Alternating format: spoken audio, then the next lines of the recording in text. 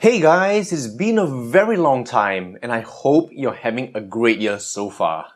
Now my apologies for disappearing on you guys for such a long time.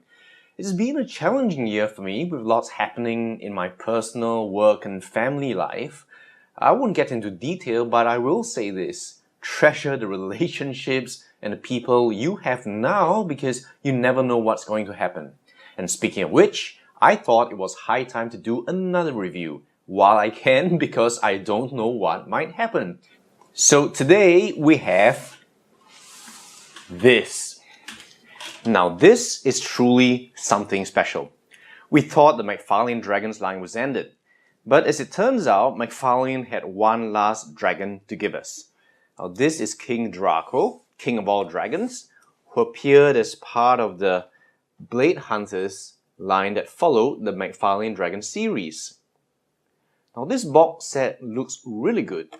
You can see there are cutouts on all sides.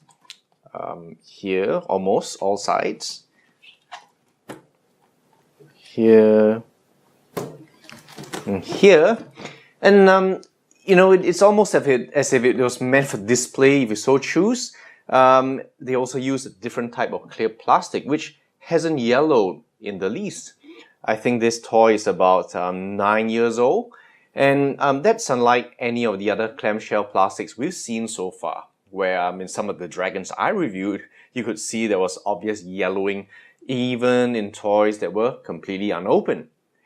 Now I considered leaving him in box, but that's not what we do here. No, here we remove dragons so we can look at them from all angles, admire everything the sculptors wanted us to enjoy, and physically touch them to enjoy the kinesthetics of these beautiful dragons. So, without more yapping, let's get him open. Now, the first thing that strikes me in this dragon is majesty and menace.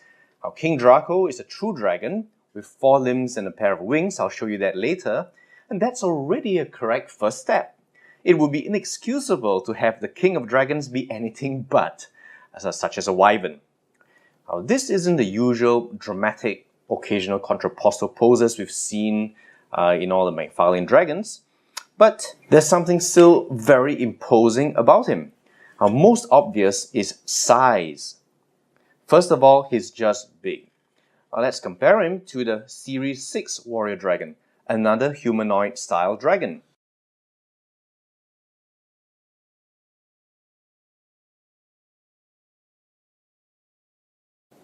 Quite an obvious size difference.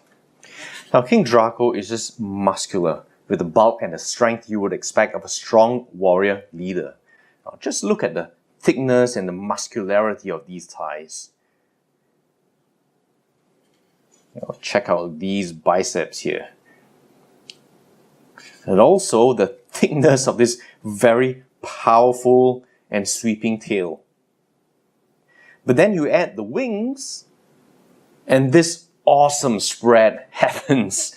Now there's absolutely no doubt that there's a lot of power in this dragon, with the ability to bear not just such enormous wings, but to use them in powered flight. Now you can well imagine this warrior king leading his dragons into battle and leading from the front too. Now there are very subtle visual cues that still manage to hint at tension and potential action. Now in the subtle twist of the torso over here, with the one arm drawn back as the same side light comes forward, you can feel the power and the potential doom as the king, muscles taut and ready to spring into use, wings flapping confidently, perhaps even hypnotically, comes down the stairs towards you with intent and purpose. So that's the overall impression. Let's look at some detail. If you collect statues or sculptures or models, you know that the bigger it is, the more detail you can have. Now, it's just a function of having something on a larger scale. For a McFarlane, and especially at this larger scale, it's not as intricate as some of the other dragons we've seen. However, he does have sufficient detail and texture to satisfy my senses of sight and touch. Now, he's got regional differentiation of scalation. For example, you see that the thigh here has got beautifully overlapping ridges down here, scales of different sorts in different places. Down here, just love these overlaps. Come down to the front, you'll see an almost mosaic-like kind of skin texture here. Yeah. It's always nicely interrupted with all kinds of interesting variations in scale patterns and textures.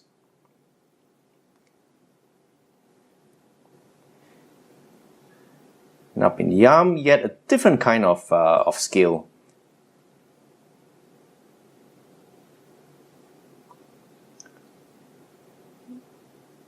Look at the triceps and the lateral side of the arms and the forearms.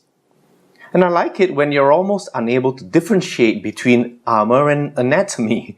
And besides these, there are other nice examples of that up here in the chest and in the abdominal region, where you see all these projections here. And you don't really know, are these natural scalation or armor of some sort.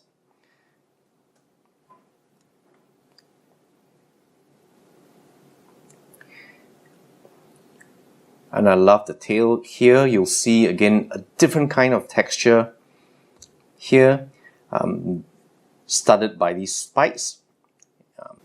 A very realistic, bony appearance to it, almost like it's been just so craggy, studded with all kinds of projections. And even each scale here, I'm not sure if the camera can pick it up, you'll see all the little etchings and see a little scalloping here as well. Looking at this dragon, it's almost an embarrassment of variety you get in terms of scales and textures.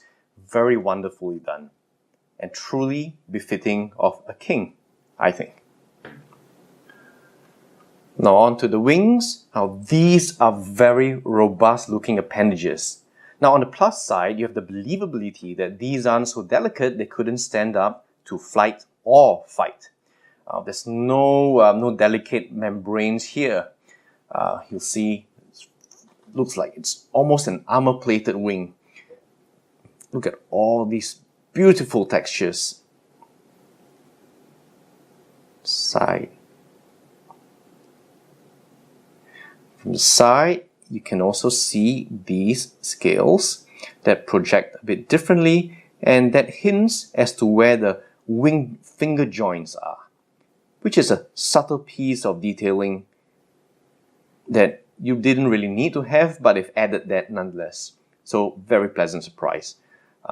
Some holes here suggesting that these aren't just for show. King Draako has been in battle, and he has the wounds and the scars to prove it. Now on the other side, you'll see a slightly different color scheme they've used. So this would be the palmar side and this would be the dorsal side. And the dorsal is pretty plain.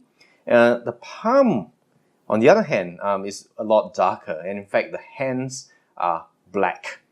You've got this very nice washes over here, and this reminds me of many real-life animals where the bottom surface is actually a lot darker than the dorsal surface. You've got some runes, which I've mentioned before I don't really like because it takes away from the naturalistic look of these dragons. But I suppose in a king, king can do and have whatever he wants and still look great. And indeed, he does. Now, as for the head, this King Draako looks really tough.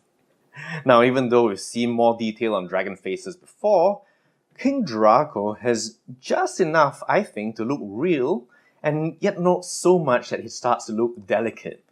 The visage goes with his stocky build, and you can well imagine him surviving many a challenge to his reign. Now, the neck here is thick and muscular, and there are some nice features, such as these mane-like structures here, and these quills on the throat. At the side, King Draako has these magnificent horns, and these complement very nicely with the projections here on the crown, I think. And interestingly, he has 4 eyes. Now these eyes are very, very nicely painted. I love the red on these.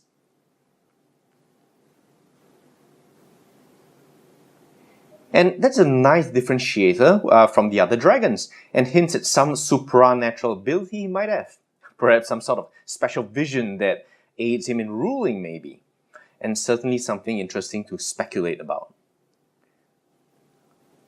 He's got the natural detail you'd expect from McFarlane in terms of the mouth, in terms of the ornamentations at the side, the tongue. So these are all very, very nice detailing. So let's finish off talking about the color.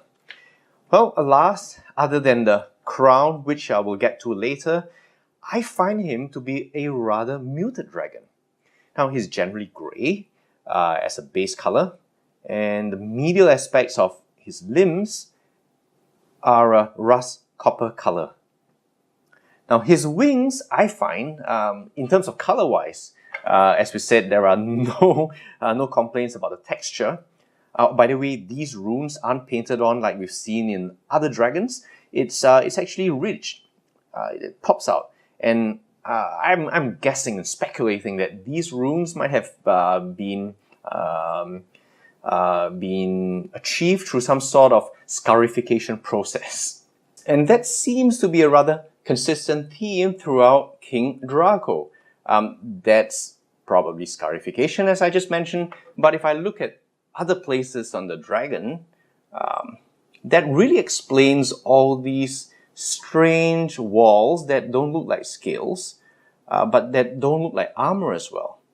Down here, you see there on the thigh, and up in the neck, here, behind.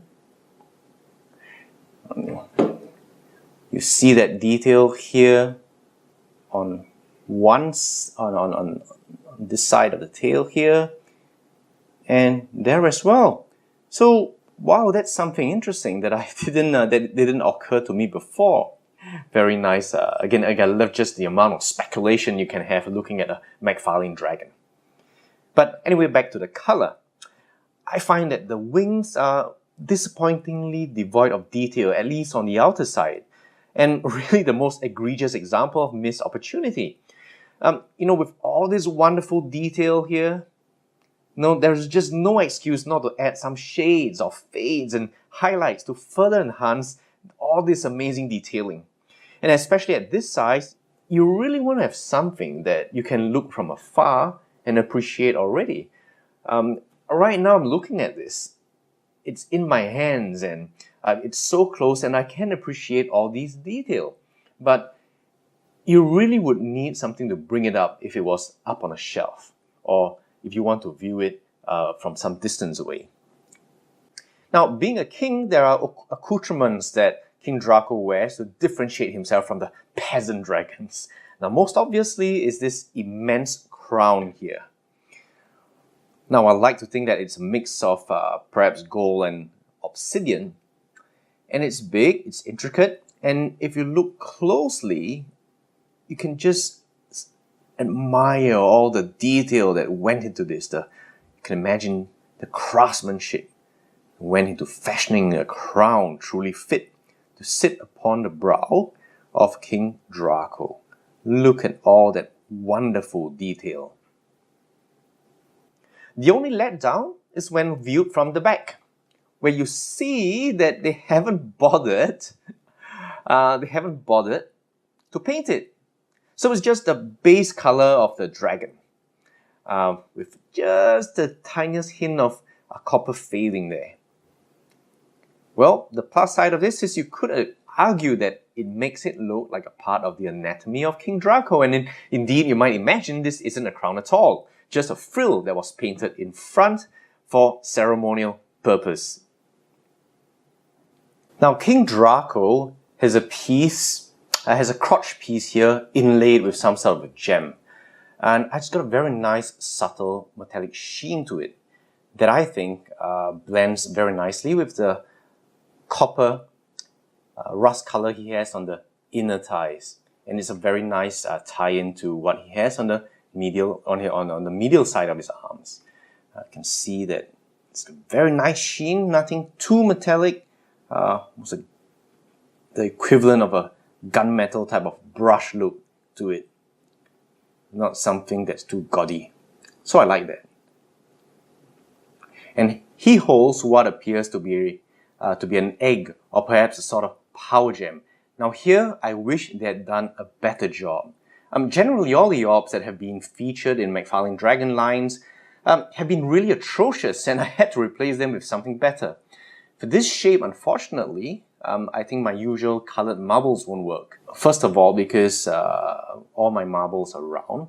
And secondly, this seems to be fixed quite solidly into the palm of his hand. They have tried to give it some little mottling detail on here, but still I think it could have been something that balances this gem a lot better. Now in terms of the base, the color is as plain as you can get. It's just one color, black. There are of course some nice detail on the side here, a sort of a scale design to echo perhaps the culture that this piece of architecture is from. Again, it's all black without any brushings or any kind of fades to it. So perhaps we can imagine that this is made of obsidian or something, just carved from obsidian. So this is a part of the stairway that King Draako is walking down, and you might imagine him descending from his throne dais, and that's about the only interesting thing. So that's my review for King Draako. Now, overall, this dragon is really impressive because it's believable as a king. You know, we've had so many impressive, dangerous, powerful-looking dragons from McFarlane that really you will need to create a look and a sculpt of a creature capable of ruling and leading all of them. And in this figure, I think that McFarlane delivered. So that's the first review for 2019, and or indeed for a very long time.